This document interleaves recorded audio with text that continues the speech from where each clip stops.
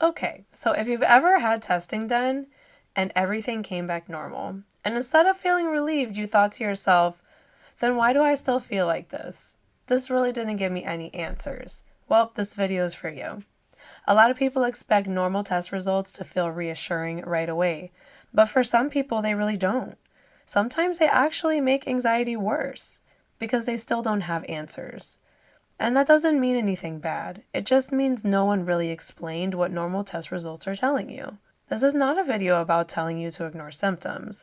It's about understanding how providers use testing and why normal results are actually important. Here's the first thing to know. In medicine, testing is not about finding every possible answer. It's about ruling out the dangerous stuff first, right away, and that is the priority. When the provider orders labs, imaging, and other tests, they're asking very specific questions. Is something serious going on here? Is there something that needs urgent treatment? Is there something that would change what we do next? And when those tests come back normal, that's not nothing. This is still information. We may not know what it is, but we do know what it's not. And this part really matters. And once you understand how providers think, these results stop feeling so dismissive. Normal results tell your provider what isn't happening. They narrow the field. They lower the risk. They help rule out the scary stuff your brain tends to jump to. And this is where anxiety usually steps in. So instead of thinking, okay, that's good, everything must be normal, instead, sometimes people will think, oh no, they must have missed something. And I see this with my patients all the time. And just to be open, I've been there too. I've had symptoms checked, gotten normal results, and still had that lingering feeling, but what if? What if something is wrong? What if something was missed? What if something is still off? And that's actually why I'm so big on explaining this part.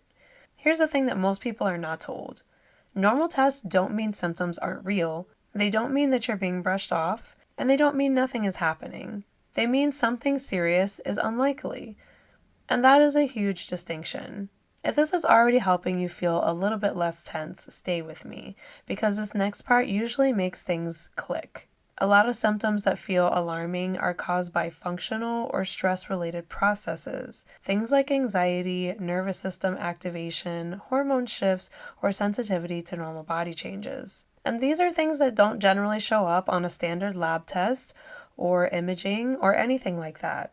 But that doesn't make them imaginary or insignificant. It just means that they're not dangerous in the long run.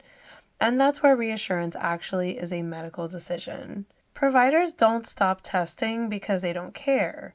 They stop because the risk has dropped low enough that continued testing is more likely to cause more harm than good. And something that you may not be aware of is that not everything necessarily needs treatment or has a treatment. For example, often it depends on the severity of the disease, how you're managing it, if it's doing damage without management, or if the risk for treatment outweighs the benefit. So more tests don't always mean more clarity. Sometimes they just mean false alarms and more anxiety. And that's why everything looks normal is not a brush off. It's a clinical judgment. But let's talk about what happens emotionally. When someone is still feeling symptoms, it's really easy to start monitoring your body constantly, checking your heart rate, noticing every sensation, every little twinge in your body. That hyperfocus actually keeps the nervous system activated, which keeps symptoms going. If panic hits in that moment, the goal isn't to reanalyze your test results. The goal is to calm your body down enough to regain control.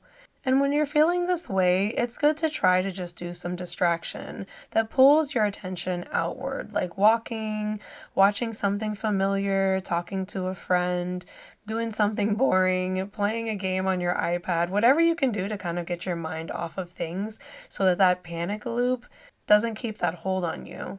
And of course, it's not that that's replacing medical care. It just helps you to stop spiraling while trusting the evaluation that you already had. And this is an important part as well. It's okay to ask questions. I actually encourage all of my patients to ask questions to their doctor. Have a list of questions ready when you go to your doctor so that whatever time you have together is fruitful. And just say to them, can you help me understand why you're not concerned? Can you help me understand what the test means and what it rules out? Things like this. And it's really helpful and it can be really reassuring. And if something truly doesn't sit right, well, it's totally reasonable to get a second opinion. I tell my patients this all the time. Like, listen, if you don't think that your doctor was listening or you don't feel like you are getting answers still and you're still pretty sure something is up, just go get a second opinion. See what they have to say.